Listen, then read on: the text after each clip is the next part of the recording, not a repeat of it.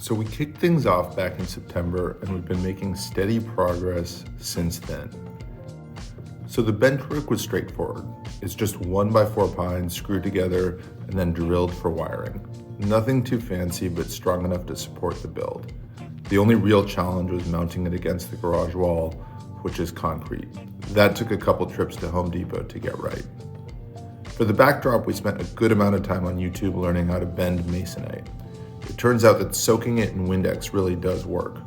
We snapped a couple of boards figuring it out, but lesson learned.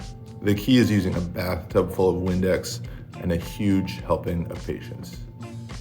For the actual backdrop, we used railroadbackdrops.com. They were super helpful and it turned out great.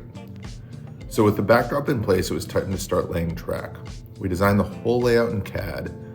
Now, some of the top YouTubers recommend printing it up full size on paper, but that felt like overkill. Instead, I just penciled everything in using calipers and a straight edge, which worked out just fine for a layout this size. My dad helped lay the track for the upper yard. We assembled it separately and screwed it in afterwards. This was a huge time saver. Flex track is tricky enough without leaning across 4 feet of benchwork. Right now, we're about 3/4 of the way through the track lay. Next is the yard and the turntable, so stay tuned for that. Thanks for watching and be sure to follow along as the layout comes to life. See you in the next one.